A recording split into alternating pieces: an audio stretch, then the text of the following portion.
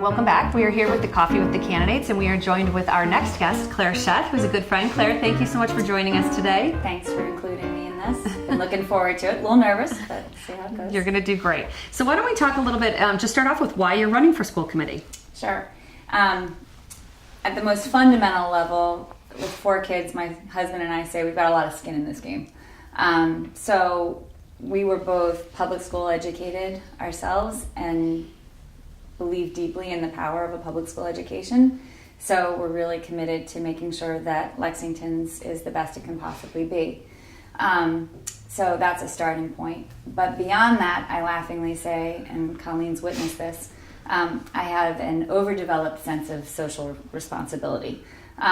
So I've been volunteering in the schools in the town since we moved in 2007, I guess it is now. And I see things that are happening within the schools and feel that I can be helpful, that now is the right time for me to engage in a more meaningful level, not just because of my experience with my kids, but actually more relevantly based on my professional experience and what I can bring to the discussions around some of the challenges that we're facing. Well, let's explore that a little bit. Why don't we talk a little bit about some of your professional experiences and how you think that background will play a role or could play a role? Sure. So I have a master's degree in nonprofit management, and at the end of the day, the Lexington Public Schools are a $100 million nonprofit organization. We have a governing body, which is the school committee, as elected by town members, who work closely with a hired professional, our superintendent, and all the folks that person staffs to set a vision for our district and move it forward. So after I graduated from graduate school, I became a consultant and worked with over 30 nonprofit organizations, everything from the 5 colleges of the Fenway. I've worked with community foundations, I've worked with United Ways to both shore up their governing structures, usually as a precursor to setting long-range visions for their organizations. You can't do the latter. You can't set a long-range plan and effectively move forward if the foundation, the decision makers, aren't set up appropriately to do that. So I would be the hired person they'd bring in to work with the Board of Governors, make sure everybody was kind of on the same page about understanding what the concerns of the organization were, and then think about a process to get to some solutions that they could put into practice over a 3-year window usually. Okay. So in talking about, your professional experience and your personal experiences, one of the issues that has come up is around the working relationship between the school committee and our new superintendent. And I think you've touched a little bit, but why don't you talk a little bit about how your experiences and what you've, experienced here in Lexington, what you could bring to that role to have a really positive working relationship to meet those goals? Sure. First and foremost, I'd go in with humility. I would never presume that because I have professional expertise in this area that I could go into a group of 5 people and start making change. So the first thing I need to do is listen. All we've heard are reports that, are pieced together through articles in the Minuteman or postings of minutes online, discussion around town. So like any consultant, you go into a process and you listen and you pay attention and you engage and you work with people to understand what is going on here. So I'd want to have conversations with the superintendent and better understand her perspective, where she's coming from, how what she's experienced here differs from what she's experienced in other towns. And then to that, I would kind of hopefully guide my fellow committee members to making sure we're all on the same page about what our true role is relative to the hired professional that we've asked to act on a day-to-day basis in the management of our schools. I've said this in coffees, and I truly believe this, that I think one of the things that Lexington might want to think about is just what we call our governing body. We are the Lexington School Committee. To me, and based on the work that I do, a committee is a group of people you bring together to roll up their sleeves and get the work done. They're the hands-on folk that really move something forward. A lot of districts refer to their governing body as a school board. And I think just the difference in those words can carry a lot of impact.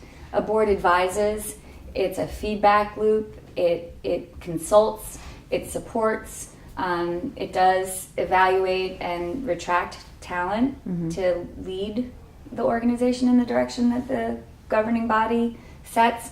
But I think that's an important distinction and something I want to try to bring into the dynamic. But can I just follow up a little bit on the issue of Dr. Chakowski? From your perspective, being a parent, watching, and somebody obviously who's now vested because you're a candidate for the school committee, how do you see her performance so far as our superintendent? She's been here now several months. By most accounts, she's been doing a spectacular job. Yeah. And as a candidate for school committee, what's your take on it? I love the energy that she's bringing to the district. I love the human contact that she's really extending. She's attending, I've seen her at celebrations, she's going to people's homes. So I really appreciate the humanity that she's bringing to the role of superintendent. I think for too long, we were working under a leadership that was very quantitatively oriented, very concerned with our rankings, our sort of place in the world relative to, surveys and lists and things like that. And I think we lost something along the way. And I see Dr. Chakowski is really trying to infuse a little more personality, frankly, back into the district, and I've liked what I've seen so far. I attended a Meet the Superintendent event at the elementary school that my youngest two go to, and she had me at hello. I think that was one of those moments where I really decided that now was the right time to be part of the school committee, because I saw somebody who I respected and I thought I could forge a good working relationship with, and quite frankly would enjoy spending time with. And any windows of opportunity when we've been in the same place, that's only been confirmed. So I have great optimism that we did in fact hire the right person into the position, and I would like nothing better than the opportunity to help her make an impact in the town. Great. Well, why don't we talk a little bit about some of the issues that are going to be coming before school committee. Obviously, one of our largest issues, because our rankings are so high, is the increase in student enrollment and the impact that is having on the capital needs, staffing, and where you see the role of the school committee and how that's going to be addressed with upcoming capital needs projects. Sure. This is something I have been paying very close attention to for about the last 2 years. And ironically, not because at the time my school was directly impacted. My kids go to Harrington Elementary School. We've actually weathered the enrollment increase pretty well. We've started definitely to see some increases. But I was hearing what the experiences were of my friends in other school communities, Bridge, Bowman, Fisk specifically. And I was concerned about it. And so started paying close attention, attended the master planning committee meetings, listened in on the work of the different consultants that they've brought in. So I can absolutely say to the community, this has been a thoughtful process. There's been a lot of input provided from different perspectives. I think we can be confident that we're headed in the right direction. I'm also in town meeting, and whenever the information sessions come up for the capital projects, there's always going to be this tension between, well, do we really need this much, and can we cut back on this? And I feel really confident that we've heard consistently what the numbers are in the projections for the next 4 years or so. Everything we've seen confirms what those projections are telling us. The children are here, and we don't have enough space for them, and more are coming.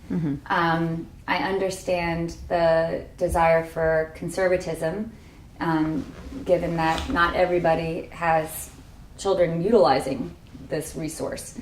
So I understand the tension, and I feel like the plan that's put before town meeting and will be put up to vote over the course of this annual town meeting and subsequent ones, that it's a compromise. And I think it's a reasonable compromise, and it was the product of a lot of people's hard energy and time. Not just the school committee, but the finance committees, the board of selectmen. So I feel like we're at the right place. Especially leading into town meeting, which will be starting in the next Yep. couple months. Yep.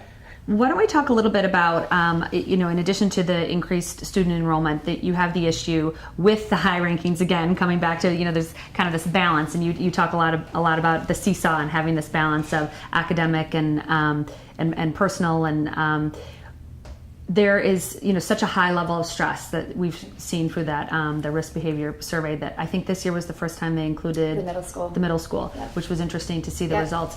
So why don't you talk a little bit about maybe your view on how to reduce stress in the schools and what you would do on school committee to help address that? Yep. I mean, I think if I were to run on a platform, it would be stress, period.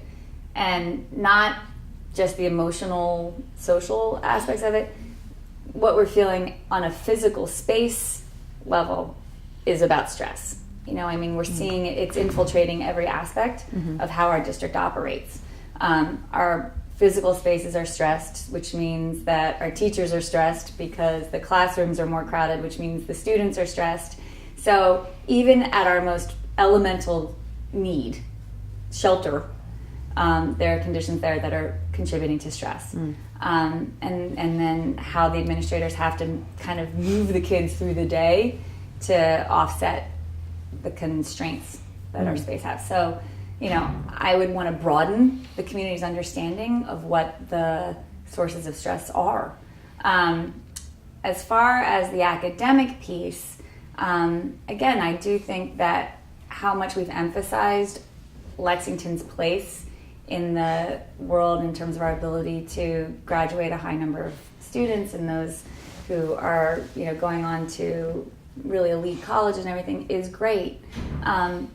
But it's kind of turned us into a factory. I said you'll hear Lexington referenced as a Ivy League factory, which sounds great if that's your goal. But I worry that people forget that factories are in the business of producing one thing usually, and it's a prototype. And I worry about the kids that don't meet that prototype, and are we really serving them as well? So as far as the stress piece is concerned, beyond the space, it was interesting. The Minuteman asked a question that said, what is the school committee's role in addressing the student experience? And then they had in parentheses youth stress, competitiveness, and measuring that against the quality, maintaining the quality education. And it said it's hard to answer until we have a shared community vision, of what quality means. I would like, as a school committee member, to work with the community to broaden our definition of quality to something beyond rankings and college admission statistics, to something deeper. So that would be a conversation I'd really want to start having with multiple stakeholders in the district. And then, the school committee is going to be very limited in our ability to positively impact that if parents don't believe that's our job. And I've heard that. I've heard people say, the school committee can't tell me how many APs my child takes, or how many. So if we don't have an understanding about the relevance of the school committee having some policy impact on things, then we're going to be kind of stuck. If you look across the board, and you talked a little bit about this in terms of the kids and the stress and certain segments of the student population, one of the obligatory questions we've asked in the past, particularly for new candidates, is you've got gifted students, you've got kids on ed plans, you've got a lot of kids in the middle. Oftentimes the kids in the middle are sort of almost off on their own, right, because a lot of focus is placed on either end. What do we do, to help those kids so they don't fall through the cracks? Right. Have you got some thoughts on that? Yeah, I thought it was really telling that the first question that the Minuteman put to the candidates was, how do you ensure that the voice of the silent majority is heard? I would start by, and that really is the middle. The folks that don't feel they have any really compelling case to advocate for, because, my kid's doing okay. Right. Or it's not so bad. I do think those are the kids that I worry about. So for starters, I would encourage the silent majority to stop being quite so silent. So that would be a place to start. I also look at the way that we talk about curriculum, which again, it goes back to the naming thing a little bit. In the high school, when I was in high school, I was one of the top 3 high schools in the state of New Jersey. That's where I graduated from. And the way that we leveled our coursework or our grades in high school was there was regular, advanced, honors / AP. Well, in Lexington, we're already skewed so far towards the high end of just the designation of courses. We have level 1. I laugh, it doesn't even get a name, gets a number. And then we have honors, and then we have AP. And to me, that's just skewed. I would really want to look at how we think about how we track and level kids in high school. I think that would be an important place to start. I think just what we name the courses is important. So that would be a place I'd start. I would also look to rethinking in the middle school. We place so much attention on math at the middle school. It's really the only thing up until 8th grade that gets differentiated in terms of a leveling. And a fair amount of effort's done to do that in a way that sort of meets the demand. But we don't do anything like that for English until kids are in their sophomore year. And so I worry about the message that sends to kids who may flourish in other disciplines, but that don't get very much airtime in the way that curriculum is organized or leveling is determined. So I would want to see if maybe we could put kids in places where we're setting them up to succeed in more than just one discipline. I think that we're doing kids who love literature and history a disservice because the implied message that's getting out there is not as important.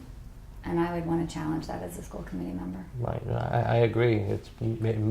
It's more. It's as important, if not more so, I think.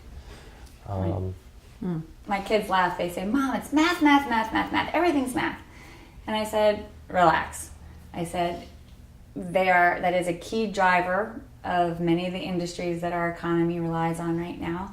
But remember, there are always going to need to be kids who can write, or people who can write about the product that people are developing, sell the product that people are developing, manage the people who are developing the project. I said, you're going to be fine if math isn't your passion. Don't worry. Well, why don't we, as the interview is coming to the end, one of the issues we have not talked about that is so prevalent here in Lexington is the diversity. We have so many different cultures that are attending the schools, and maybe your idea around how we can, really kind of incorporate understanding of the different cultures in the different schools. Yeah. This is something that means a great deal to me, actually. So most people wouldn't realize that my last name is Indian. My husband's half Indian on his father's side. So we are a multicultural home. And we've taken our kids to India. We celebrate Hindu traditions as well as American traditions. So this isn't something that I simply give lip service to. And so I start from there. I was heartened recently. The Harvard School of Education has started to take a really close look at how our admissions process and policies have evolved over time, and the disservice that some of the things that they've been looking for over the last few decades, APs, 8,000 extracurriculars, all the resume that a kid comes to at 18, and they're saying we need to change that. And I thought it was really compelling that one of the things that they would hope that admissions officers would look for moving forward is meaningful engagement in cultural diversity or ethnic diversity. And I thought, wow, that's what a leg up we have here in Lexington. We are a microcosm of a flat world, and we have such an incredible opportunity. And I don't think we've tapped into it fully. I think we're still kind of operating in our cultural buckets. So this is where, again, kind of my consulting background comes in. when we would do planning work, we'd have to figure out how do you reach different stakeholders. The survey may work for one group, but a focused discussion might be better for another. And I would really want us to think about how are we reaching these groups. We have the advantage with, already established groups like CAL and Indian Americans of Lexington. So these groups are there. We just haven't engaged them enough, I don't think, and I would seek to do that. I would also, at the elementary level, I think we have a great opportunity.